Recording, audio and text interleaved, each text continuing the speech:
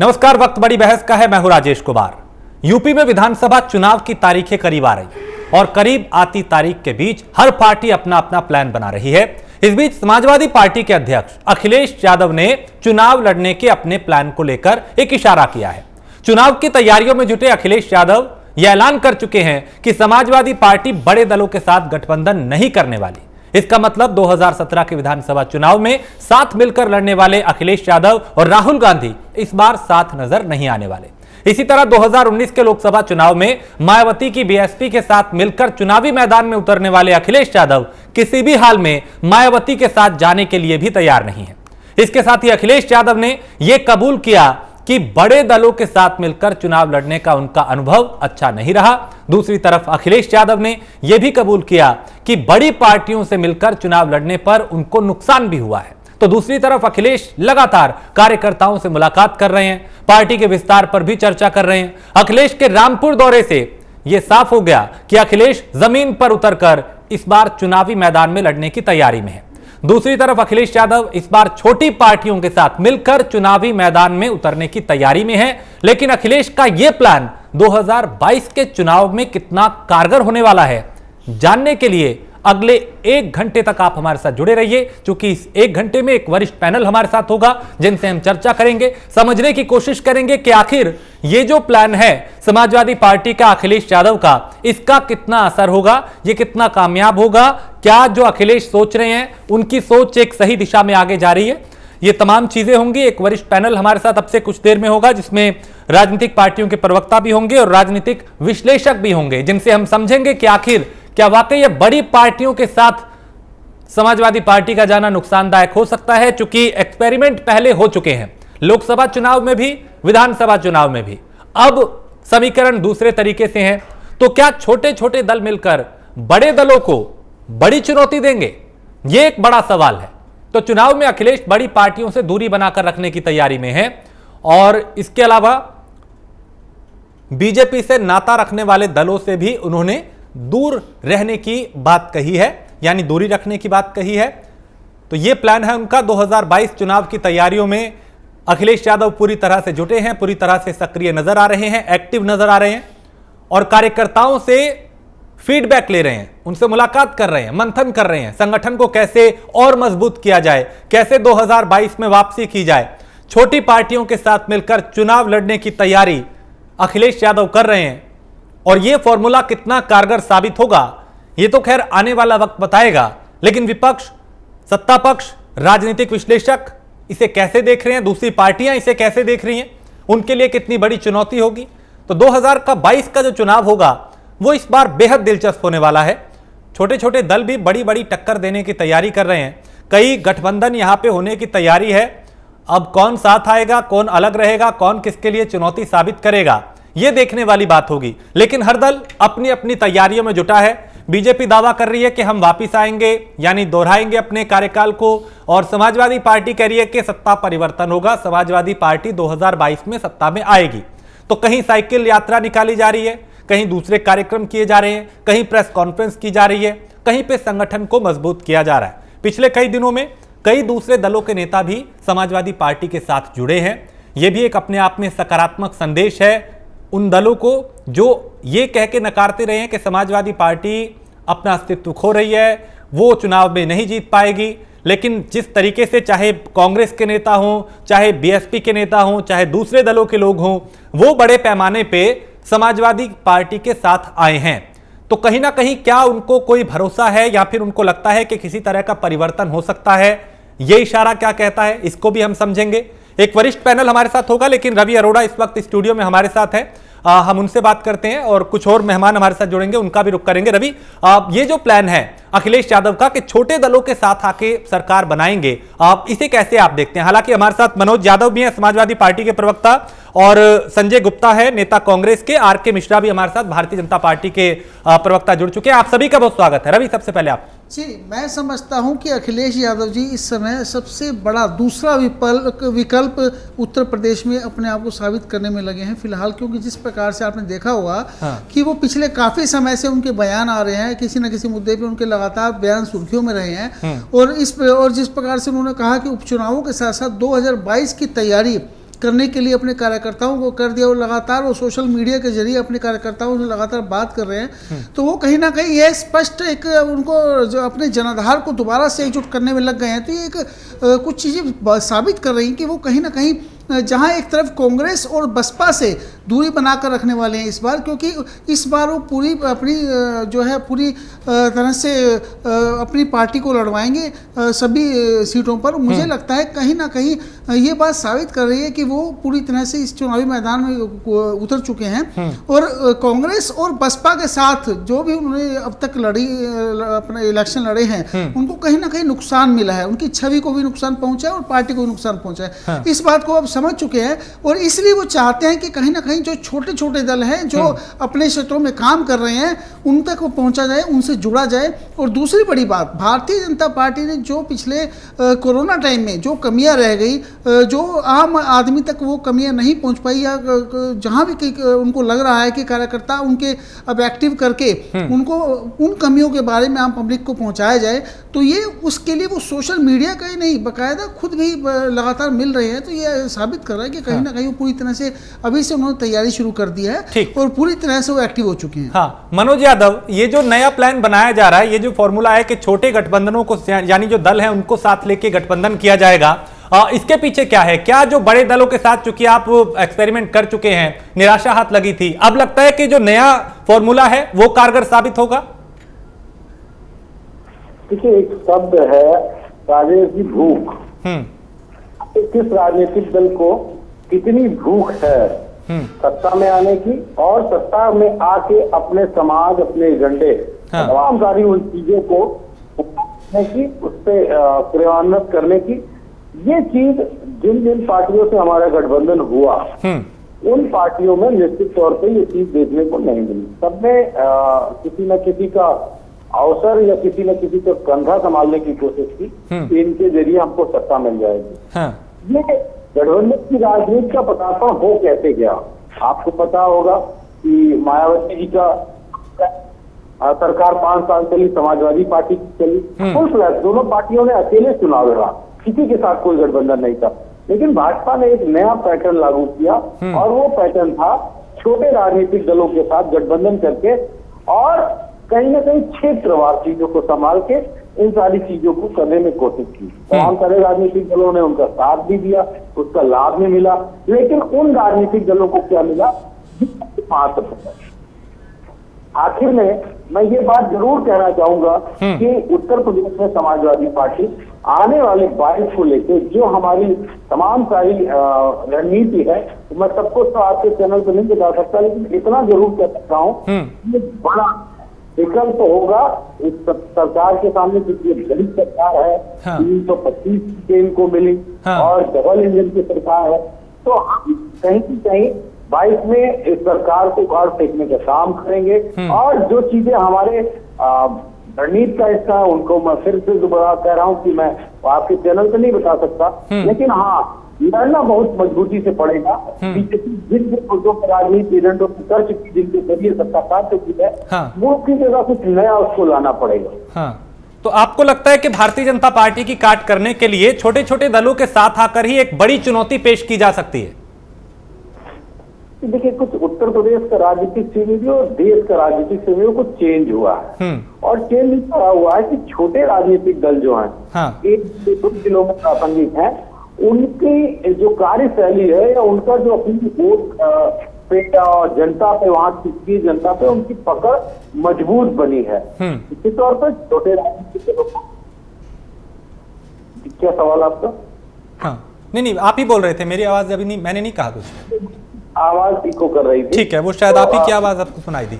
हाँ जी, मैं यही बात कह रहा था कि जो उत्तर प्रदेश में राजनीतिक पैटर्न बदला है, उस पैटर्न को ध्यान करना पड़ेगा और एक नैरेटिव सेट हुआ है और उस नैरेटिव को खत्म भी करना है जो बीजेपी लगातार कह रही है कि हमको कोई है। तो जैसा कि समाजवादी पार्टी के लोग संघर्ष के लिए जाने जाते हैं, तो मैं बड़ी जिम्मेदारी से आपके चैनल माध्यम से उत्तर प्रदेश की जनता को बता दें कि हम चाहे जो तरीका अपनाना पड़े, इस चुनाव को 22 के बीजेपी को हराने के लिए और समाजवादियों की सत्ता लाने के लिए, सत्ता हम अपने राज करने के लिए नहीं लाना चाहते हैं, सत्ता उत्तर प्रदेश की जनता का डेवलपमेंट और उत्तर प्रदेश के डेवलपमेंट के लिए लाना चाहते हैं, क्योंकि सरकार पूर्ण फेल नजर आई है। ठीक है। आर.के. मिश्रा जी, आपने समाजवादी पार्टी के प्रवक्ता को सुना, मनोज यादव को सुना। तैयारी ये की जा रही है, अखिलेश यादव भी इस बात का ऐलान कर चुके हैं कि बड़े दलों के मुकाबले इस बार छोटे छोटे दलों के साथ मिलकर गठबंधन करेंगे और भारतीय जनता पार्टी का जो किला है उसको ढहाएंगे, 2022 में वापसी करेंगे। कितनी बड़ी चुनौती होगी आपके लिए? देखिए राजेश जी, ऐसा है, भाजपा एक ऐसी पार्टी है जो हमेशा से ही वो ये नहीं जो कि चुनाव आते ही अपना वो स्टैंड बदल देती है, प्लानिंग करना चालू करती है या कुछ ऐसा एक्सपेरिमेंट करना चालू करती है। भाजपा एक ऐसा संगठन है जो वो अगर 5 साल पहले भी सत्ता में अगर आई तो 5 साल से उसके अगले 5 साल के लिए तैयारी चालू हो जाती है। ये नहीं जो चुनावी मौसम आया और आपने जो है सो प्रेस कॉन्फ्रेंस करना चालू किया, पिछली सरकारों की गलतियों को गिनाना चालू किया, अपना दल बदल करना चालू किया, आपने छोटे छोटे दलों के साथ आप गठबंधन कर रहे हैं, आप बड़े दल के ऊपर में एक्सपेरिमेंट कर रहे हैं। इससे पहले भी बहुत सारे ऐसे आपने उदाहरण देखे होंगे जिसमें पिछले बार सपा और बसपा साथ आई थी और उसका क्या हश्र हुआ था। तो निश्चित तौर पर जो राजनीतिक पार्टियां हैं और जो राजनीति कर रही है वो अपने आप को अपने सत्ता में लाने के लिए बहुत सारा एक्सपेरिमेंट करती है।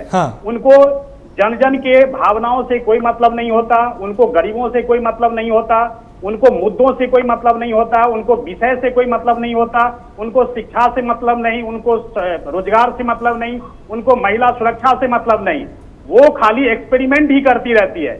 लेकिन भाजपा एक सैद्धांतिक पार्टी है, उसका संगठन हमेशा से मजबूत रहा है और हम लोग अगर 5 साल पहले अगर सत्ता में आते हैं तो निश्चित तौर पर हम फिर अगले 5 साल के लिए तैयारी चालू कर देते हैं, शुरू कर देते हैं। तो ये नहीं जो चुनावी मौसम आया तो हम मंदिर जाना चालू कर दिए, हम चुनावी मौसम आया तो हम मस्जिद में जाना चालू कर दिए, हम कोट के ऊपर में जनेऊ पहन रहे हैं, हम टीका लगा रहे हैं, हम टोपी पहन रहे हैं, ऐसा कुछ नहीं है।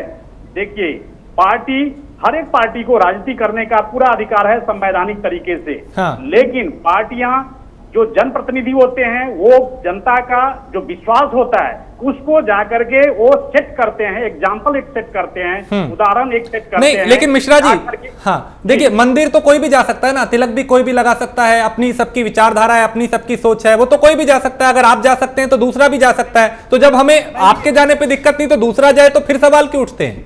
राजेश जी, नहीं, राजेश जी, मैं एक चीज, आप उसके परिप्रेक्ष्य को जानने की कोशिश करिए। मैं ये नहीं कह रहा हूँ मंदिर जाने पे जाकर के कोई आपको शंका या सवाल पैदा होता है, लेकिन अगर आपका बचपन से ही अगर आपका शुरू से ही यही स्टैंड रहा है तो फिर तो कोई दिक्कत नहीं। लेकिन जब चुनाव आते हैं तो आप जनेऊधारी हो जाते हैं, जब चुनाव आते हैं तो टीके लगाना चालू कर देते हैं, तो ये इसके ऊपर में शंका फिर पैदा होता है। फिर इसका मतलब ये है जो आपको राज्य के, देश के गरीबों से कोई मतलब नहीं है, आपको विषय से कोई मतलब नहीं, आपको शिक्षा से कोई मतलब नहीं, आपको रोजगार से कोई मतलब नहीं, आपको सुरक्षा से कोई मतलब नहीं। तो ये चीज नहीं होना चाहिए। हमारा एक कहने का मतलब है, चाहे वो सपा हो, बसपा हो, कांग्रेस हो, सबको संवैधानिक तरीके से चुनाव लड़ने का अधिकार है।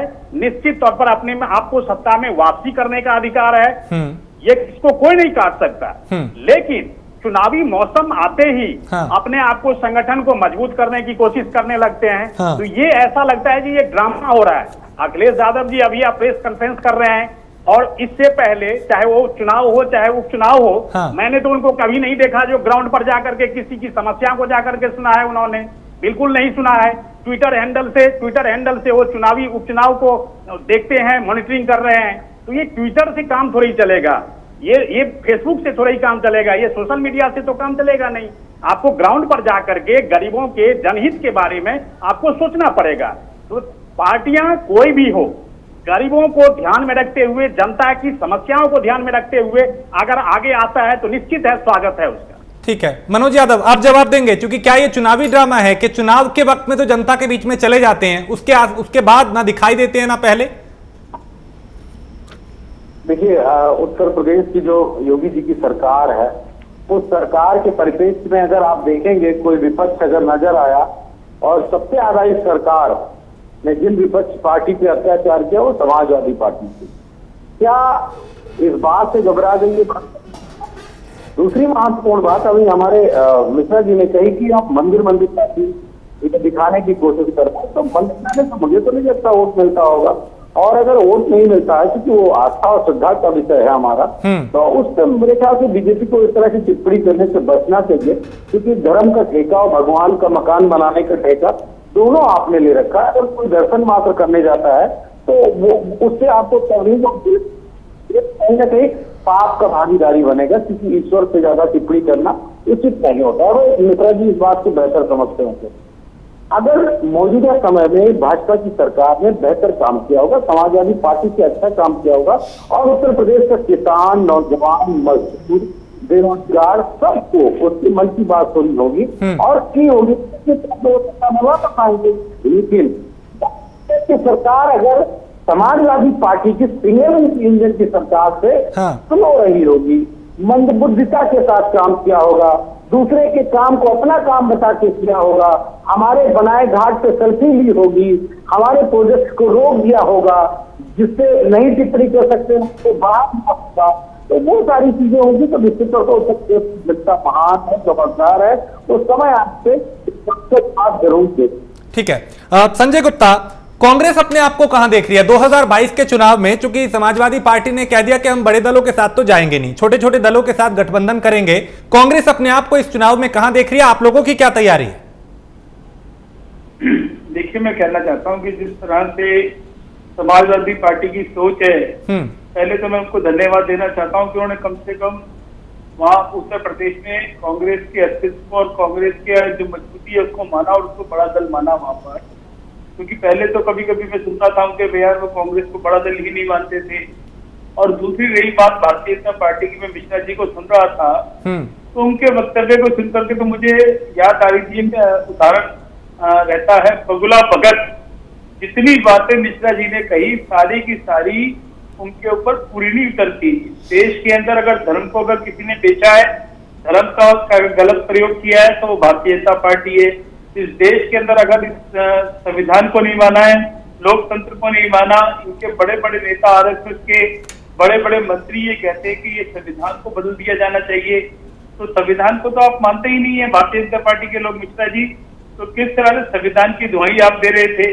रही तीसरी बात, आपने कहा डेवलपमेंट, तो मैं पूछना चाहता हूं कि जो आपने मैनिफेस्टो जारी किया था पिछले चुनाव के अंदर कि 2017 के अंदर योगी साहब ने या आपकी भारतीय जनता पार्टी ने क्या उसको लागू कर दिया है? आपने पढ़ा है उसको? और यदि लागू कर दिया है तो मैं समझता हूँ राम राज्य आ गया होगा। और मैं समझता हूँ कि जो किसान आज सड़क के ऊपर बैठा है आपके खिलाफ, आपको शर्म नहीं आती है कि किस तरह का रवैया आप इस देश के अन्नदाता के खिलाफ आप अपना रहे हैं? किस तरह से मजदूर बेहाल है आपके राज्य के अंदर? कितने 1200 किलोमीटर देश के अंदर मजदूरों को आपने पैदल चलाया। किस तरह से महिलाओं का शोषण आपके नेता, चाहे वो कुलदीप सेंगन हो, चिन्मयानंद हो और बहुत सी लंबी फहरिस्त में नाम पे जाना नहीं चाहता हूँ आज की चर्चा में, किस तरह से महिला उत्थान की है, सिक्योरिटी की बात अभी आप कर रहे थे, किस तरह से रोजगार की बात कर रहे थे, किस तरह से आप मुझे बताइए डेवलपमेंट का आप नाम लेते हैं, जरा मुझे बता दो दीजिए कौन से क्षेत्र के अंदर आपने झंडे गाड़े हैं, क्या काम आपने किया है? और यदि कर दिया है तो मैं समझता हूँ राम राज आ गया होगा। आप घोषणा कर दीजिए कि ठीक है, आपको जवाब दे रहे हैं देश में राम राज आ गया है। हाँ। तो मैं बताना चाहता हूँ सारी बातें आपने गलत बयानी की और लगातार अभी आप कहते 5 साल हम लोग चुनाव जीतते हैं, 5 साल अगले की तैयारी करते हैं। अरे कितने सालों से आप चुनाव जीतने लगे? इस देश के अंदर 60 सालों तक इस देश की जनता ने आपको चुनाव जिताने के लायक नहीं समझा और किस तरह का घमंड आप पाले हुए हैं। आपके कार्य, आपकी सोच, किस तरह से विफलताएं हैं। कोरोना के अंदर कितनी बड़ी विफलताएं हैं आप देखिए, हम उस पर चर्चा करना नहीं चाहते। पेट्रोल डीजल के आज क्या रेट है, क्या हालात है महंगाई के, क्या हालात है रोजगारी के, जीडीपी के बारे में देख लीजिए।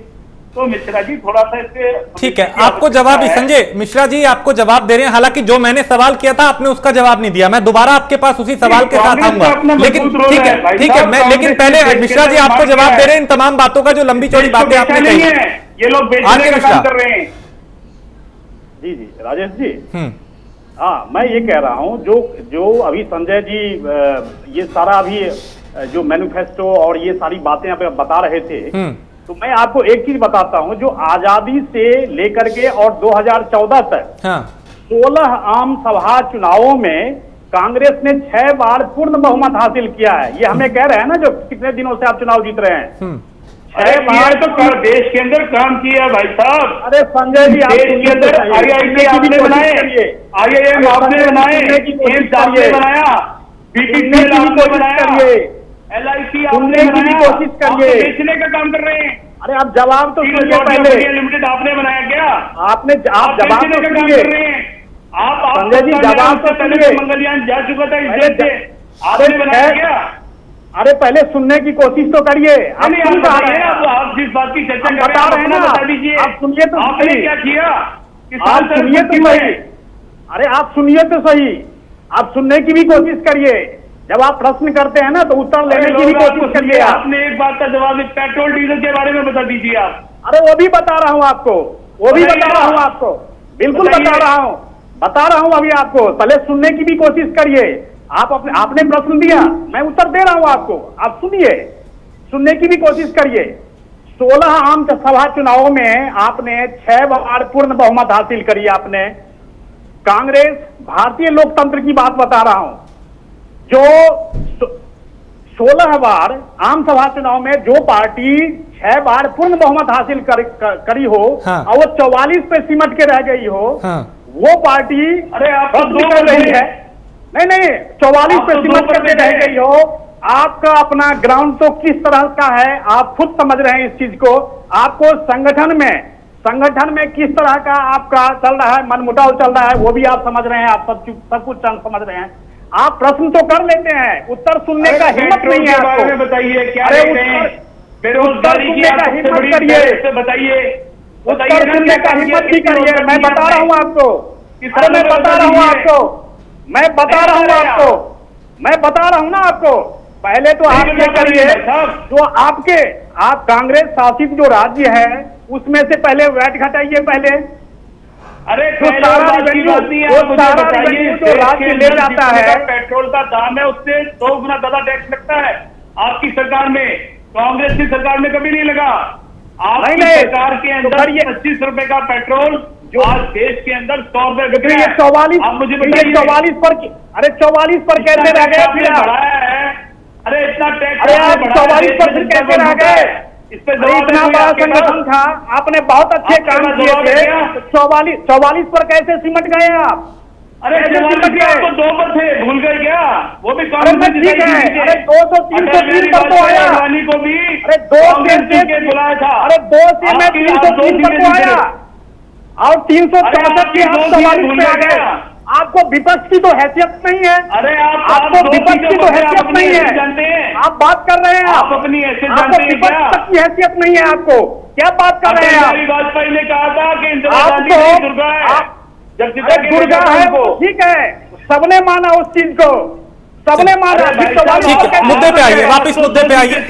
44 पर कैसे सिमट गए आप? रवि, पहले 44 पर कैसे सिमट गए? इसीलिए कांग्रेस ने अब 2 से मैं 303 पर आया, 2 से मैं 303 पे आया, क्यों रह गए थे? 2 से मैं 303 पे आया, और 364 से आप 44 पे आ गए। आपको विपक्ष की तो हैसियत नहीं है। क्या बात कर रहे हैं? अरे संगठन को पहले मजबूत करिए, पहले आप संगठन को मजबूत करिए पहले। क्या बात कर रहे हैं आप? ध्यान कीजिए, आप संगठन को मजबूत, अगर इतना अच्छा काम किया, आप अगर इतना अच्छा काम किए रहते ना, आप अगर इतना अच्छा काम किए रहते ना, तो आप सत्ता में जरूर रहते। विपक्ष की तक की हैसियत नहीं छोड़ी लोगों ने। ठीक है, एक सेकंड रवि अरोड़ा, ये हालात हैं कि हम जब उत्तर प्रदेश के मुद्दे पे बात करते हैं, यहाँ की राजनीति की बात करते हैं, यहाँ की राजनीतिक पार्टियों की तैयारी की बात करते हैं, तब अगला पिछला हिसाब होने लगता है। लेकिन मैं ये कह रहा हूं कि इस बार का जो 2022 का चुनाव होगा उत्तर प्रदेश में, वो कितना दिलचस्प होगा, क्या मुद्दे उसमें हावी रहने वाले हैं, और ये जो राजनीतिक पार्टियां अपनी अपनी तैयारी कर रही हैं, उसको लेकर क्या लगता है कि चूंकि समाजवादी पार्टी खुद को एक्टिव दिखा रही है, लगातार वो लोग भी उनके साथ जुड़ रहे हैं, कई नेता दूसरे दलों के भी आए हैं, इसमें भी कोई गुरेज नहीं मुझे इस बात को कहने में, और अब अखिलेश यादव जगह जगह भी जा रहे हैं। कैसे देखते हैं इनकी तैयारी को? देखिए, जिस प्रकार से नरेंद्र मोदी जी ने योगी आदित्यनाथ जी पर विश्वास जताया था, उन्हें मुख्यमंत्री बनाया, उसके बाद ये बता दूं मैं, आज वो बीजेपी के ब्रांड एम्बेसडर बनकर उभरे हैं देश भर में। आज वो राष्ट्रीय नेता बन चुके हैं। ये बात कहने में मैं कुरेज नहीं करूंगा, क्योंकि जहां भी आप देखेंगे चुनावी रैलियां हो रही हैं, लगातार उनको बुलाया जाता है और वो पूरी उनकी सभाओं में भी एक भारी भीड़ होती है। ये बात भी देखने वाली है। तो आज योगी जी ऐसा नहीं है कि उन्होंने काम तो बहुत अच्छा किया, जितना उनको काम सौंपा गया उससे ज़्यादा किया है, लेकिन एक बहुत बड़ा राज्य है और ऐसे में समस्याएं भी आती हैं, कमियां भी रह जाती हैं, खामी, और विपक्ष का काम भी है उन खामियों को उजागर करना, ये बिल्कुल सही बात है। लेकिन जिस प्रकार से आज जो है सपा के सामने सबसे बड़ी प्रॉब्लम ये है कि उसकी सिर्फ लड़ाई भारतीय जनता पार्टी या योगी आदित्यनाथ जी से नहीं है, उनकी लड़ाई अपने ही सहयोगी पार्टियां जो पूर्व में रही हैं, चाहे वो कांग्रेस हो चाहे वो बसपा हो, तो उन सब से भी है। तो ये एक बहुत ही जो है इस बार दिलचस्प रहेगा इस बार का जो इलेक्शन है। लेकिन एक बात बता दूं कि कहीं ना कहीं जो है योगी आदित्यनाथ की छवि जो है आज पूरे देश के अंदर एक ऐसे भारतीय जनता पार्टी के बड़े ब्रांड एम्बेसडर के तौर पे जिस प्रकार से उभरी है, और जिस प्रकार से सरकार भी चाह रही है, केंद्र सरकार भी कहीं ना कहीं उनको पूरी तरह से सपोर्ट कर रही है। तो मुझे लगता है कि एक बड़ी लंबी लड़ाई लड़नी है सभी पार्टियों को अपना वर्चस्व दिखाने के लिए, क्योंकि काफ़ी कार्यकर्ताओं को एकजुट करना भी है, क्योंकि पीछे कोरोना टाइम गया पूरा 1 साल, जिस प्रकार से अब उनमें क्या कमियाँ रह गई, पब्लिक तक कैसे लेके जाएंगे, टाइम बहुत थोड़ा बचा है, उसके अंदर सभी पार्टियों को काम करना पड़ेगा। वो सब क्योंकि देखिए विकास की बात करना भी जरूरी होगा, सिर्फ कमियां, जो रूलिंग पार्टी है उसकी कमियां निकाल कर आप सत्ता में नहीं आ सकते। आपको यह भी दिखाना होगा कि आपके कार्यकाल में आपने कितना काम किया, आपके कार्यकाल में कितने अपराधियों पे आप रोक लगा पाए, आपने अपने कार्यकाल में कितना पलायन रोका, कितना रोजगार दे पाए, ये सब आपको बताना पड़ेगा। और लेकिन अगर ये विपक्ष अगर बताएगा तो सरकार भी बताएगी कि हमने क्या किया। ये एक पब्लिक के लिए और समाज के लिए एक बड़ा दिलचस्प रहेगा कि इस बार आखिर किन मुद्दों पर पब्लिक आने वाली है। मनोज यादव, क्या मुद्दे लेके आप चुनाव में जाने वाले हैं? क्योंकि ये ठीक है कि आप रणनीति बना रहे हैं, छोटे दलों को अपने साथ ला रहे हैं, गठबंधन करने की तैयारी कर रहे हैं, लेकिन आपको क्या लगता है डबल इंजन की जो सरकार है उसका तोड़ करने के लिए, उसको अलग करने के लिए आप लोगों के पास क्या रणनीति है? क्या आपके मुद्दे रहेंगे जिसको लेके आप चुनाव में जाएंगे? देखिए राजेश जी, मुद्दे तो उत्तर प्रदेश की 2022 के चुनाव को लेकर बहुत सारे हैं, लेकिन एक महत्वपूर्ण मुद्दा मैं भाजपा के 2017 का जो चुनाव था, आपने सोचा होगा और सुना भी होगा कायदे से, जिस क्षेत्र में जाते थे और पार्टी का बीजेपी का जो बड़ा नेता होता है, वो चाहे केशव मौर्य जी हो, चाहे लक्ष्मी नारायण वाजपेयी जी हो, या स्वतंत्र देव जी हो, सिद्धार्थ नाथ सिंह हो, या हमारे वित्त मंत्री जी हो जो शाहजहांपुर से आते हैं, सारे नेताओं को जहां पे गए वहां पे बताया कि ही समाज का मुख्यमंत्री बनने जा रहा। समाजवादी पार्टी का सबसे बड़ा मुद्दा यह है, भाजपा इस बात को आज इस डिबेट में बताए कि 2022 का चुनाव बीजेपी किसके चेहरे पे लड़ेगी, योगी आदित्यनाथ के चेहरे पे लड़ेगी, अथवा जिस तरीके से पिछली बार झूठ बोल के केशव मौर्य जी को मुख्यमंत्री बनाने का वादा किया गया और मुख्यमंत्री किसी और को बना दिया गया। तो ये बात बीजेपी की, हमारे पास बहुत सारे मुद्दे हैं, एक नहीं 1000 मुद्दे उत्तर प्रदेश में चुनाव लड़ने के, जनता के बीच में जाने के, कहने के, सब कुछ जाहिर है, सब कुछ समाज की नजरों के सामने है। ये है कि बड़ी पार्टी के बड़े नेता ये स्पष्ट कर रहे और आज की डिबेट में स्पष्ट राजेश जी होना चाहिए। और ये मेरा सवाल है आपके माध्यम से कि भाजपा इसको जवाब दे। मिश्रा जी, आपने सुना, समाजवादी पार्टी अब आपसे सवाल पूछ रही है, मनोज यादव आपसे पूछ रहे हैं कि आप लोगों ने मुख्यमंत्री के नाम को लेकर पिछली दफा जो हुआ, इस बार क्या स्थिति साफ रहेगी और आपको क्या लगता है कि आप यहां वापसी करेंगे? आपने काम किया है, चूंकि विपक्ष के चश्मे से जब भी देखते हैं तो खामियां ही खामियां नजर आती हैं। देखिए राजेश जी, मैं एक चीज कहना चाहूंगा, जो हमारे सपा के मनोज जी भी हैं बैठे हुए और संजय जी बैठे हुए हैं, रवि साहब भी बैठे, आप भी बैठे हुए हैं। मैं इस चैनल के माध्यम से कहना चाहूंगा कि जिस तरह से योगी आदित्यनाथ जी ने प्रदेश की जनता के सामने में जिस तरह के अपने कार्य को पेश किया है, क्योंकि ये बहुत बड़ा स्टेट है, 24-25 करोड़ जनता है इस स्टेट में, निश्चित तौर पर ये बड़ा स्टेट है, उसी तरह से बड़ी समस्याएं भी रही है। और जितनी भी पार्टियां पिछले जितने सालों से शासन करती आ रही है, कहीं न कहीं कमी किसी में रही तो उस चीज को आगे उजागर होते हुए आकर के जो भी सामने आई, जो चुनौतियां सामने आई, उसको उन्होंने, योगी जी ने बहुत ही अच्छे तरीके से उस चीज को निवारण किया और सतत एक ऐसा मुख्यमंत्री जो किसी भी घटना हो, चाहे कोई भी हो, कोई भी समस्या हो, क्विक एक्शन, उनका जो क्विक एक्शन है ये बहुत बड़ी बात है। जो एक होता है जो कि जैसे घटना घटी, हाँ उनके कानों में पहुंची, हाँ। ये चल रहा है, ठीक है, प्रोसेस चल रहा है, लेकिन आपने भी देखा होगा, क्योंकि आप लोग मीडिया के लोग हैं, और आपने भी देखा होगा जो कि इतना क्विक एक्शन, तुरंत क्विक रिजल्ट, वो तुरंत आपको जोगी जी में एक चीज खासियत है। रह गई बात भारतीय जनता पार्टी के, तो भारतीय जनता पार्टी का कार्यकर्ता ऐसा कार्य करता है जो हर एक चेहरा आप मुख्यमंत्री के तौर पर भी देख सकते हैं और प्रधानमंत्री के तौर पर भी देख सकते हैं, क्योंकि वो संगठन से इस तरह से लगे होते हैं, उनका जो डेडिकेशन होता है, जो समर्पण भाव होता है, वो पूरी तरह से ऐसा समर्पण होता है जो कि हम लोग भी अपने अपने क्षेत्रों में जब जाते हैं, हाँ। तो निश्चित तौर पर आदमियों से और जनमानस से ऐसे मिलते हैं, हाँ। तो उनकी समस्याएं हमें अपनी समस्याएं लगती है। तो निश्चित तौर पर चुनौतियां हैं, और लेकिन चुनौतियां होने के बावजूद जो काम उन्होंने किया है उत्तर प्रदेश की जनता के सामने में, जो उन्होंने काम रखा है, जो समस्याओं को उन्होंने जिस तरह से अच्छे तरीके से उन्होंने उसको निष्पादन किया है, हाँ। तो निश्चित तौर पर हम लोग दोबारा वापस आएंगे, ये पूरा विश्वास है। हाँ। और मैं सपा के मेरे बड़े भैया मनोज जी भी बैठे हुए हैं और संजय जी भी बैठे हुए हैं, और मैं उनको बिल्कुल विश्वास दिलाता हूं, जो कि जो काम इस टर्म में अगर रह गया होगा तो निश्चित है अगले टर्म में वो पूरा हो जाएगा, ये विश्वास दिलाता हूँ। ठीक है, मनोज यादव भी कुछ कह रहे हैं आपको। मनोज जी। जी जी जी।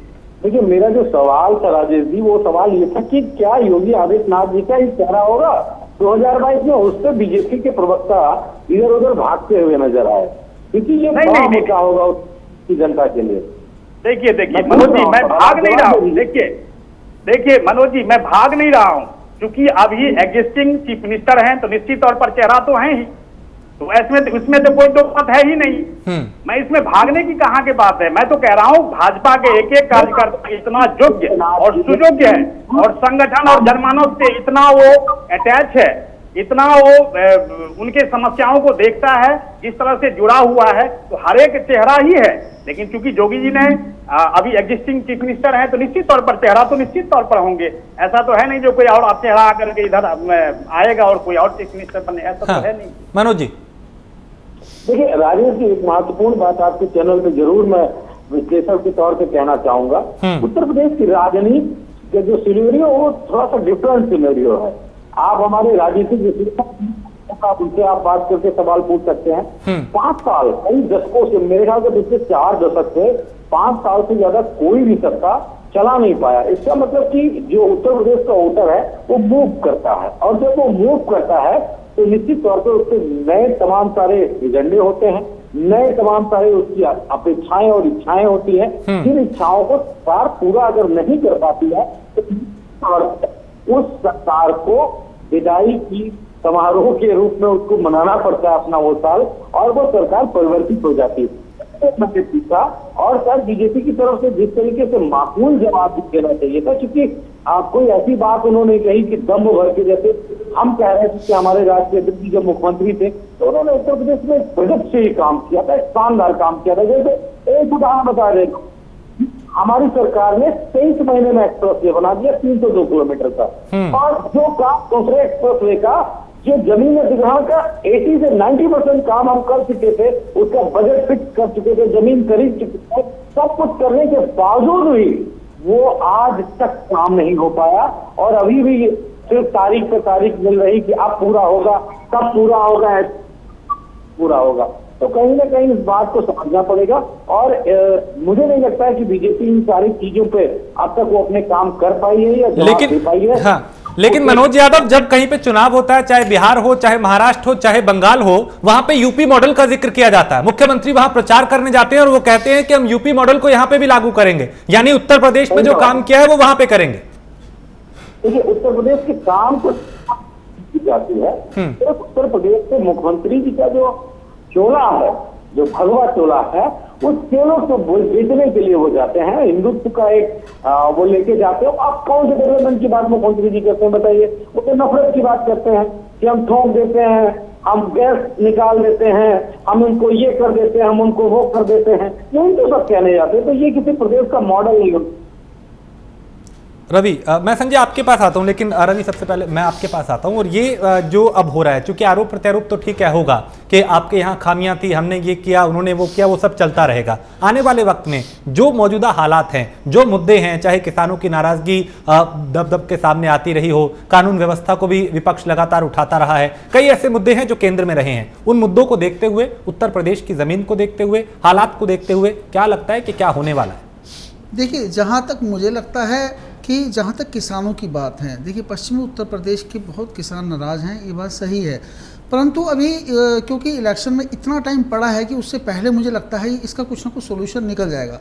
अच्छा, जहाँ तक बात है कि मुद्दों की, मुद्दे बहुत सारे हैं, ऐसा नहीं है कि सारी कमियां दूर हो गई। और योगी आदित्यनाथ जी का जो सचमुच में ये बात सही है कि वो एक जिस पर अगर बीजेपी उन्हें अगर ब्रांड एम्बेसडर के तौर पर अगर जगह जगह पेश कर रही है, तो ये बात ही समझने वाली होगी कि उन्होंने प्रशासन पर बहुत अच्छी पकड़ बना रखी है। आपने देखा होगा कोरोना टाइम पर भी उन्होंने प्रशासनिक तौर पर जिस प्रकार से अधिकारियों को कंट्रोल में रखा और जिस प्रकार से काम किया, वो पूरे देश ने देखा। और अपने लोगों को निकालने के लिए भी उन्होंने बहुत प्रयास किया, यह भी पूरे देश ने देखा। तो कहीं ना कहीं लोगों के अंदर एक मैसेज तो है कि वो एक अच्छा काम करे, और उसी चीज को भाजपा पूरी तरह से बुलाने की कोशिश कर रही है। और ऐसा नहीं है उसको फायदा नहीं मिलेगा, इन फ्यूचर उनको फायदा मिलने वाला है, ये बात ही सही है। लेकिन विपक्ष का मजबूत होना भी बहुत जरूरी है। अगर विपक्ष उनकी कमियां, जो कमियां रह गई हैं, उनको अगर जग जाहिर नहीं करने में कामयाब नहीं हो पाता है, तो भी एक बहुत बड़ा कारण बनेगा कि इसका फायदा बीजेपी को मिलता है। तो इसीलिए यह सही है कि विपक्ष भी पूरी तरह से काम कर रहा है। उनकी कमियां चाहे वो निकाल रहा हो, चाहे वो अपने काम गिना रहा हो, लेकिन कहीं ना कहीं एक बड़ी चुनौतियां हैं, दो सभी के लिए चुनौतियां हैं। लेकिन योगी आदित्यनाथ के लिए भी इतना आसानी बहुत मुश्किल है लड़ना आगे, क्योंकि उनको अपने काम को गिनाना ही नहीं है, सिर्फ उनको यही बताना है कि कोरोना टाइम में उन्होंने क्या कुछ किया, वो जनता के बीच में लेके जाना है। ठीक, मनोज आपकी बात पे टिप्पणी करना चाह रहे थे, बहुत शॉर्ट में मनोज जी। बिल्कुल, क्योंकि हमारे विश्लेषक महोदय ने कहा कि प्रशासनिक पकड़ बड़ी शानदार है, और मान इसलिए लेता हूं कि कोरोना काल का उन्होंने जिक्र किया। कोरोना काल में उत्तर प्रदेश में किस तरीके से भ्रष्टाचार हुआ, ये विपक्ष का आरोप नहीं था, ये मीडिया का आरोप था। ये विपक्ष का आरोप नहीं था, ये बीजेपी के सांसद का आरोप था। ये विपक्ष का आरोप नहीं था, बीजेपी के विधायकों का आरोप था। सब कुछ सामने था, हमें कुछ बताने की जरूरत नहीं है। मैं एक उदाहरण बता रहा हूँ, पाटीदार आईपीएस थे, आपको याद होगा बुंदेलखंड के, आज तक पाटीदार वो आईपीएस नहीं पकड़ा गया जिससे 302 की हत्या का मुकदमा, और बता रहे हैं कि प्रशासनिक पकड़ बड़ी मजबूत है। हम राजनीतिक विश्लेषक को एक बात और बता दे रहे हैं, योगी आदित्यनाथ जब सरकार में आए थे तो उन्होंने बड़ी घोषणा की थी और ये कहा था कि जितने भी ब्यूरोक्रेसी उत्तर प्रदेश की है उस सबको अपनी आय का ब्यौरा देना पड़ेगा सरकार को। आप जानते हैं उसका आंकड़ा क्या है राजेश जी, आप हतप्रभ हो जाएंगे। अभी 25% लोगों ने भी आंकड़ा नहीं दिया। 5 साल की सरकार का तो चली की बेला आ चुकी है, लेकिन अगर इसके बावजूद प्रशासनिक पकड़ बड़ी अच्छी है तो फिर मैं धन्यवाद देता हूँ विश्लेषक साहब। मनोज जी आपको बता दूं, मैं मायावती जी के बाद अगर सचमुच में आप देखेंगे तो अपराधियों पर नकेल कसने में सबसे ज्यादा योगी आदित्यनाथ का ही हाथ रहा है। ये बात बिल्कुल सही है। वो बात ठीक है कि इतने बड़े राज्य में कई बार संगठित अपराध को रोकना आसान होता है, लेकिन कुछ ऐसे अपराध हो जाते हैं जिनको रोकना मुश्किल होता है। परंतु हम उसको नकार नहीं सकते जो उन्होंने काम किए हैं, क्योंकि ये पब्लिक के व्यूज़ में आपको बताता हूँ। पब्लिक ऐसा नहीं है कि आपकी पार्टी ने काम नहीं किया, मैं ये नहीं कह रहा, लेकिन इसका मतलब ये नहीं है कि आप उसको नकार दें कि प्रशासन उनकी बहुत अच्छी पकड़ है। ये बात पूरा देश जानता है, और आज इसीलिए बीजेपी उनको पूरे देश में जो है ले जाकर अपना ब्रांड एम्बेसडर के तौर पर रख रही है। और सबसे बड़ी बात देखिए, जिस प्रकार से जो अखिलेश यादव जी ने एक बात कही कि उन्होंने कोरोना की वैक्सीन लगवाने से मना कर दिया, तो आप कहीं ना कहीं इन सब चीज़ों से भी ये पता लगता है कि वो कहीं ना कहीं समाजवादी पार्टी को समझ आ रही है, कोई खास मुद्दे नहीं मिल पा रहे हैं आपकी पार्टी को, बहुत सारी दिक्कतें हैं। लेकिन आने वाले टाइम में पता लग पाएगा कि आप किन मुद्दों पर लड़ेंगे। ठीक है संजय, आप लोग चूंकि लगातार कमियां गिनवा रहे हैं कि देखिए साहब इनकी ये कमी थी, यहाँ पे ये नहीं हुआ, वहां पे महंगाई है, वहां किसान है, लेकिन आपकी रणनीति क्या है जिसको लेके आप चुनाव में जाएंगे, संघर्ष करेंगे और आपका संघर्ष उसमें दिखाई देगा? देखिए, हमारी रणनीति क्लियर है। हमारी रणनीति पहली बात उस हाथ को काम देने की है कि जिसका रोजगार जो सरकार मौजूदा सरकार में चाहे केंद्र की हो चाहे प्रदेश की। और जब हम बात कर रहे थे डबल इंजन की, इंजन जरूर डबल है, मगर एक इंजन दक्षिण दिशा की तरफ जा रहा है, एक उत्तर की तरफ जा रहा है। तो कहने का मतलब ये है कि सामंजस्य नहीं है और जिस तरह से वह किसान के हालत है, बिल्कुल हमारा एजेंडा क्लियर है।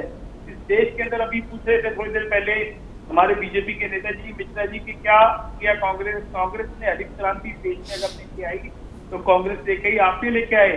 राइट टू फूड अगर दिया तो कांग्रेस ने दिया, राइट टू आपको एजुकेशन दिया कांग्रेस ने दिया, राइट टू इंफॉर्मेशन किसी ने दिया तो कांग्रेस ने दिया, इमरजेंसी भी कांग्रेस ने ही दिया, बड़े बड़े संस्थाएं इंफ्रास्ट्रक्चर बनाया कांग्रेस ने बनाया, आपने नहीं बनाया है।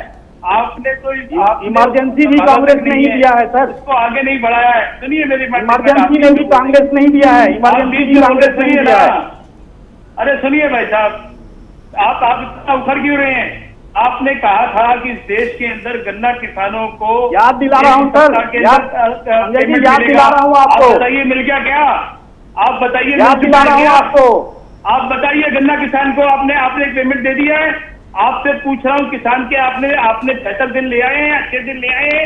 आपने कहा था, मैं याद दिलाना चाहता हूँ, आपने कहा था सिलेंडर के विषय पे फ्री देंगे, पहला सिलेंडर फ्री दे दीजिए, अगला सिलेंडर आपने जो 300 रुपए का था आज 850 रुपए का कर दिया। आज देश के अंदर क्या हालात आपने पैदा किए हैं? आप जीडीपी के व्यापार का अंदर आप देख रहे हैं ना क्या हालात। हमारे दो की सरकार है, केवल आप काम करते हैं केवल अपने उद्योगपति मित्रों के लिए।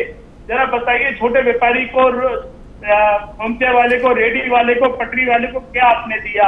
आपने अल्पसंख्यक को क्या दिया? जरा बता दीजिए क्या हालात है अल्पसंख्यक के आपके राज्य के अंदर। आप बता दीजिए आपके यहाँ किस तरह से जो निचला तबका है, शेड्यूल ट्राइब, किस तरह से उनके साथ अत्याचार हाथरस की घटना भूल गए हैं। और आप बातें कर रहे हैं महिला सिक्योरिटी की, बेटी पढ़ाओ बेटी बचाओ। अरे आपसे पूछना चाहते हैं कांग्रेस के अंदर ने कभी जीवन में इस तरह के हालात कभी उत्तर प्रदेश में नहीं रहे। मैं बताना चाहता हूँ एक अच्छा मजबूत सशक्त उत्तर प्रदेश बनेगा, कांग्रेस के राज के अंदर बनेगा, दोबारा कांग्रेस का राज वहां पर आएगा और वहां पर लोग आपको उखाड़ करके फेंकेंगे। ये मैं आपको बताना चाहता हूँ। नहीं तो आप बताइए क्या आप राम राज्य ले आए हैं? ठीक है, आप बता दीजिए ना, आपने जो परिकल्पना बता रहे हैं आपको, आर के मिश्रा बता रहे हैं। मिश्रा जी। जी संजय जी का जो आरोप है बिल्कुल, चूंकि इस तरह के आरोप अगर नहीं लगाएंगे तो ये पार्टी के कैसा बताइए, आप पॉइंट टू पॉइंट बात कीजिए। नहीं पॉइंट टू पॉइंट ही बात करूंगा आपको। में करना शुरू कर दिया है, निश्चित है, उसके ऊपर में प्रोसेस है, चालू है उसके ऊपर। आप देखिए तो सही, आप देखिए तो सही कर दिया क्या? आप देखिए तो सही, आप संजय जी आप देखिए तो सही। पहले एक साल से आप देखिए ना, बिल्कुल एजेंडा सेट हो चुका है। देखिए ऐसा है, एजेंडा सेट हो चुका है और निश्चित रूप से प्रोसेस में है। और किसानों का आपने पैसा दिया क्या? गन्ने के किसानों की बात कर रहा हूँ मैं, 2 अक्टूबर को किसानों को जो गन्ने किसानों की ही बात कर रहा हूँ, गन्ने किसानों की ही बात कर रहा हूँ मैं। 2 अक्टूबर को आपने किसानों को जिस तरह से दिल्ली बॉर्डर पे डंडे मारे थे, आपको याद है कि भूल गए हैं? देखिए ऐसा है, जो आप हाथरस की घटना की बात कर रहे हैं आप, ठीक है ना, जो उत्तर प्रदेश में एक नहीं है, बहुत सारी है। मैं आपको बता रहा हूँ ना, आप सुनिए तो सही। आप सुनते कम हैं और प्रश्न ज्यादा करते हैं। दूसरे की भी सुनने की कोशिश करिए। नहीं देते भाई साहब, किसी नहीं जवाब नहीं देते हैं आप। मैं जवाब तो दे ही रहा हूँ आपको। मैं तो ये कह रहा हूँ, जो कांग्रेस 70 सालों से जिस तरह से राजनीति करी है, आप कहाँ पहुंच जाते हैं? 70 सालों से जिस तरह से राजनीति करी है ना, मैं तो कह रहा हूँ प्रोसेस में है। मैं आपको कह तो रहा हूँ, आपको बिल्कुल चैनल के माध्यम से कह रहा हूँ आपको, चैनल के माध्यम से कह रहा हूँ आपको, चैनल के माध्यम से कह रहा हूँ आपको। क्या कह रहे हैं आप? अरे प्रोसेस में है, आपको मैं बता तो रहा हूँ, सारे सेट हो चुका है, सारा प्रोग्राम सेट हो चुका है। मैं आपको कह रहा हूँ, सरकार है, मैं आपको कह रहा हूँ, आपको के खिलाफ सरकार है, आप अपने गिरेबान में भी झांक करके देखिए, आप अपने गिरेबान में भी झांक करके देखिए। अरे कभी अपने गिरेबान में भी झांक करके देखिए, आप अपने गिरेबान में भी झांक करके देखिए, कम से कम अपने गिरेबान में भी झांक करके देखिए आप। अरे आप बताइए, बलात्कार के मुकदमे लगातार आपके यहाँ बढ़ रहे हैं, ये आपकी सरकार का डाटा है। एनसीआरबी का डाटा जरा मुझे बता दीजिए। तो क्या आप बेटी पढ़ाओ बेटी बचाओ की बात करते हैं आप? जरा बताइए ना क्या क्या आपने क्षेत्र में काम किया है, आप बता दीजिए मुझे। क्या आपको नजर एनसीआरबी का डाटा जो है, एनसीआरबी का जो डाटा है, क्या पिछला सरकार सुनिए, आप देखिए उसमें घटे हैं, अरे दिखाते हैं। अरे आप उस चीज को समझने की कोशिश क्यों नहीं करते? आपको नहीं पता है, आपको पता नहीं है, आप देखिए कितना परसेंट कमी आई है। आप उसमें देखिए उसमें कितना परसेंट कमी आई है। जो पिछले सरकार में जिस तरह से अपराधी, अब देखिए अपराधी कैसे पानी मांग रहे हैं, अपराधी कैसे पानी मांग रहे हैं, अपराधी कैसे पानी मांग रहे हैं, उस चीज को देखिए। आपके पास की बात नहीं है, आपका ग्राउंड खत्म हो चुका है। पहले संगठन सही करिए, अपने राष्ट्रीय अध्यक्ष को सही करिए। आप राष्ट्रीय, अरे दो राष्ट्रीय अध्यक्ष को पार्टी भी गंभीर तरीके से नहीं ले रही है, गंभीर तरीके से नहीं ले रही है। उसको भी समझिए, उसको भी समझिए। आप पार्टी से नहीं आते हैं, आप सब झूठ बोलते हैं। राष्ट्रीय चैनल पे बैठ करके आप झूठ बोल रहे हैं। मैंने पूछा किसानों का आपकी पेमेंट पूछी करना की, आपने झूठ बोला। आपने महिला सुरक्षा के ऊपर झूठ बोला है। मैं आपको व्हाट्सएप करता हूँ, मैं आपको व्हाट्सएप करता हूँ, मैं आपको मैसेज करता हूँ। आप पढ़ करके आइए, आप पढ़ करके आइए, आप पढ़ करके आइए, आप पढ़ करके आइए, आप पढ़ करके आइए, आप पढ़ करके आइए। आपको कुछ नहीं पता है, आपको कुछ नहीं पता है। खोल लीजिए, मालूम चल जाएगा। आप खोल लीजिए ना, आप खोलिए। अरे कितना परसेंट खोलिए आई है, उसको खोलिए। आपको खोलिए, आपको खोलिए, आप खोलिए उस चीज को। आपको मालूम नहीं है, आपको मालूम नहीं है। आपको आप जाकर के डाटा पढ़ करके आइए, कितना परसेंट कमी आई है उसको देखिए। आप कितना परसेंट कमी आई है, झूठ बोल रहे हैं। अरे उसको देखिए ना, आप देखिए ना, आप देखिए ना, आप क्या पढ़ करके आए हैं, आप क्या पढ़ करके आए हैं। आपको क्षमा मांगनी चाहिए। आपको जो इमरजेंसी का था, उसके लिए आपको क्षमा मांगनी चाहिए। इमरजेंसी के साथ एक सेकंड इमरजेंसी के साथ क्षमा मांगनी चाहिए आपको। आर.के. मिश्रा, इमरजेंसी का एक सेकंड मुद्दे पे आइए वापस। क्षमा मांगनी चाहिए आर.के. मिश्रा, कई ऐसे आरोप हैं, चाहे कांग्रेस हो, समाजवादी पार्टी हो, बीएसपी हो, दूसरे दल जो हैं वो आपके ऊपर कई आरोप लगाते रहे हैं, कानून व्यवस्था को लेके, किसानों को लेके, महिला सुरक्षा को लेके। इन तमाम चुनौतियों से कैसे पार पाएंगे, इसका जवाब कैसे देंगे आप लोग? देखिए ऐसा है, आप लोगों ने, आप तो चूंकि मीडिया के व्यक्ति हैं और निश्चित तौर पर किस तरह से उस चीज को, ये एनसीआरबी की डाटा की बात कर रहे हैं ना, पिछले सरकार जो थी उसका एनसीआरबी का डाटा देखिए और अभी के सरकार के एनसीआरबी का डाटा देखिए। अगर फर्क नहीं आया तो अभी इस चैनल के माध्यम से मैं आपको कह रहा हूँ, अरे आप सामने सरकार में ठीक पता नहीं है। अरे आपको पता नहीं है, आपको पता नहीं है। गूगल पे आता है, आप उस तरफ मत जाइए। एक सेकंड आप पढ़िए ना उस चीज को। वापिस आते हैं, हम चुनाव की बात करते हैं, हम आपकी तैयारी की बात करते हैं। हम मैं ये कह रहा हूँ, राजनीति अपनी जगह है, राजनीति अपनी जगह है, लेकिन ये जो कह रहे हैं ना, जो कि एनसीआरबी का डाटा चाहे अपराध हो चाहे कुछ भी हो, अपराध है। ये कुलदीप सेंगर की बात कर रहे हैं ना। अरे मैं कह रहा हूँ ना आपको, अरे मैं कह रहा हूँ ना आपको, अरे उसको देखिए, कानून अपना काम कर रहा है, कानून अपना काम कर रहा है। एक सेकंड देखिए, आप दोनों डिले हो रही है, अपना काम कर रहा है, मुद्दे से भटक रहे हैं। के लिए कोई स्टैंड नहीं किया हुआ है हमने कोई स्टैंड नहीं है। क्यों फांसी की मांग करते हैं? आप बताइए ना, पूरे देश में फांसी की मांग करते हैं रेप के लिए, तो कुलदीप सेंगर के लिए क्यों नहीं करते हैं? आज कर दीजिए, आज कहिए, आज मिश्रा जी नहीं, आप जज हैं क्या? आप जज हैं क्या? आप जज हैं क्या? आप संविधान है क्या? एक सेकंड, आप न्यायालय नहीं, देखिए आप व्यक्तिगत हो रहे हैं दोनों, ऐसे मुद्दे से भटक जाएंगे और आप भटक गए काफी देर से। रवि, आप ये बताएं, एक सेकंड मैं दोनों को रोकूंगा। रवि देखिए, ये तो व्यक्तिगत हो गए कि आपके वक्त में ये हुआ, हमारे वक्त में ये हुआ, कानून व्यवस्था ये। एनसीआरबी की अगर बात करें तो राजस्थान के क्या आंकड़े हैं वो भी हमें मालूम है, उत्तर प्रदेश के क्या है वो भी मालूम है, लेकिन आज मुद्दा वो नहीं है। आज मुद्दा ये है कि 2022 की जो तैयारी है उसको लेके जो ये नए प्लान बन रहे हैं, जो नई रणनीतियां बन रही हैं, ये कितनी प्रभावी साबित होंगी?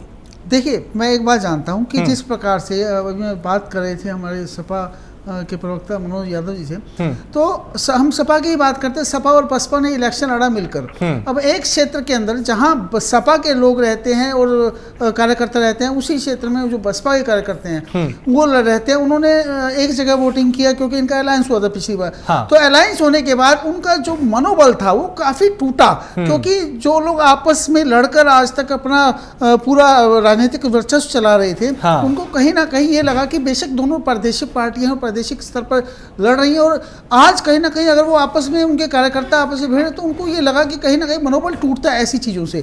तो आज इस बार के इलेक्शन में कहीं ना कहीं सपा के सामने बहुत सारी चुनौतियां हैं। हाँ। यही चुनौतियां बसपा के सामने भी हैं। कांग्रेस का अलायंस कहीं ना कहीं मुझे लगता है इन फ्यूचर हो सकता है, लेकिन भाजपा को ये दिखाना है कि मुझे हमने काम क्या किया है। तो सभी की अपनी अपनी अलग अलग चुनौतियां हैं, सभी को कई जगह कई फ्रंट पे लड़ना है। हाँ। और मेन जनता के पास सिर्फ और सिर्फ विकास की बात होनी चाहिए, पर विकास की मुझे नहीं लगता इस बार ज्यादा प्रभावी रहेगा बात, क्योंकि पीछे कोरोना टाइम गया है। और इस बार लोगों के लिए रोजगार की बात हो सकती है, क्योंकि लोगों के रोजगार बहुत खत्म हो गए हैं। लघु उद्योग, सूक्ष्म उद्योग, ये सब पूरी तरह से नेस्तनाबूद हुए जिस प्रकार से आपने देखा। तो लेकिन उसके लिए क्या योजनाएं रहेंगी भविष्य में, आने वाले 2 साल में योगी आदित्यनाथ क्या कुछ कर पाते हैं, किस प्रकार से उलूभा पाएंगे, बहुत कुछ है देखने वाला। लेकिन सभी पार्टियों की चुनौतियां जो है वो अलग अलग रहेंगी। मनोज यादव, चूंकि समाजवादी पार्टी विकास की बात करती है, पिछली दफा भी आपका नारा था कि काम बोलता है, लेकिन किसी कारणवश आप लोग सत्ता से बाहर हो गए, नहीं आ पाए। इस बार आपको क्या लगता है कि सबसे बड़ा जो मुद्दा है चुनाव में वो बनने वाला है, उसको लेकर आप लोग चुनाव में जाएंगे? देखिए राजेश जी, समाजवादी पार्टी विकास की बात नहीं करती है। समाजवादी पार्टी विकास का काम करती है। और जितने दिन भी हमें समय मिलता है हम उस माइलस्टोन को सेट करते हैं जिस माइलस्टोन को उत्तर प्रदेश की कोई भी सरकार उसको क्रॉस नहीं कर पाई आज तक। अगर क्रॉस कर लेगी उस दिन हम इसी चैनल पे बैठ के आप ही की डिबेट में मौजूदा सरकार की तारीफ करेंगे। आंकड़ों की बात कही जा रही है, क्या बीजेपी के लोग बताएंगे कि आंकड़ों का खेल देश में क्या चल रहा है? आज ही का पेपर में उठा के पढ़ रहा था और वो खबर मुझे एक आज याद आ गई तो बता दूं। एक न्यूज पेपर में आया, रोजगार देने के आंकड़े नहीं बता रहे हैं कई विभाग उत्तर प्रदेश में। अयोध्या समेत 27 नगर निकायों ने एक भी गरीब को नहीं दिया, नहीं दिला।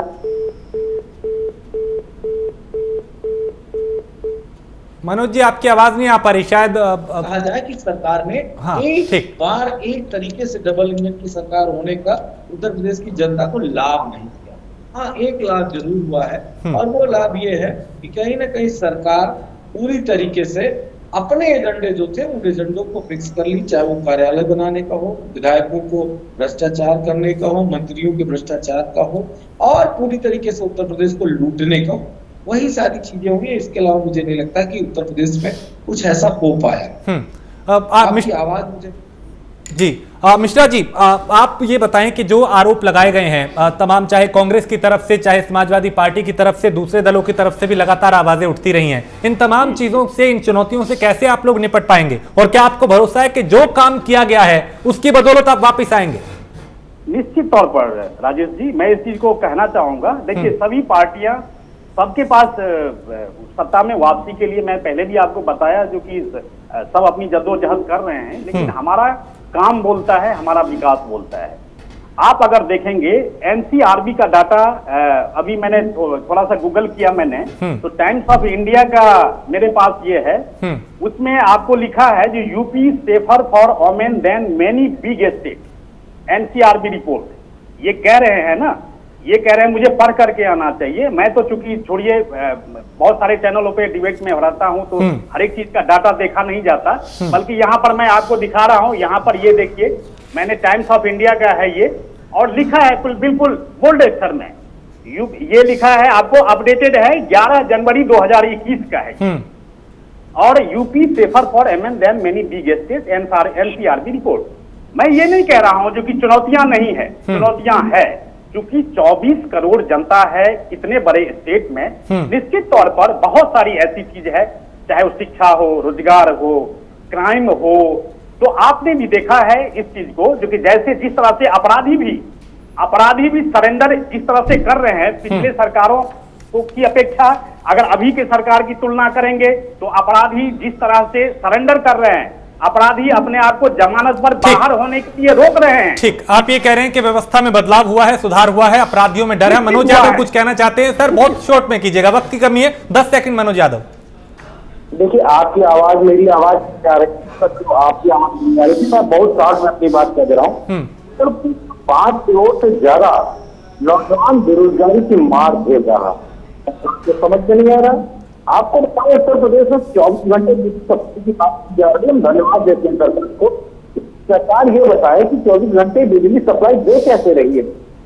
सरकार में पिछले अब तक कितने मेगावाट बिजली के प्लांट लगाए, ये बात बता रहे, और उससे पूर्व के 5 साल में कितने मेगावाट बिजली का ठीक। संजय गुप्ता, बहुत शॉर्ट में सर, वक्त की कमी है, आखिरी 10 सेकंड आपको। संजय, मैं सर बता रहा हूँ कितना झूठ हमारे मिश्रा जी बोल रहे हैं। मेरे सामने है हिंदू की डाटा, जिसमें लिखा गया है कि उत्तर प्रदेश ने पूरे देश के अंदर महिलाओं के खिलाफ जो रेप है उसके अंदर 59,445 केसेस रिपोर्ट। चलिए, वक्त मेरे पास कम है, लेकिन आरोप प्रत्यारोप का जो दौर है वो ठीक है, अभी मुझे रोकना होगा, मैं माफी चाहता हूं, आप सबको रोकूंगा, वक्त मेरे पास इतना ही था। चलिए, आरके मिश्रा, बहुत शुक्रिया चर्चा में शामिल होने के लिए। संजय गुप्ता आपका, मनोज यादव, रवि अरोड़ा, इस चर्चा में शामिल होने के लिए आप सभी का बहुत शुक्रिया। तो मुद्दा यही है कि 2022 का जो चुनाव है वो कितना दिलचस्प होगा, क्योंकि समाजवादी पार्टी अब छोटे छोटे दलों के साथ गठबंधन करने की तैयारी में है। इसका असर क्या होगा, चुनाव में पता चलेगा।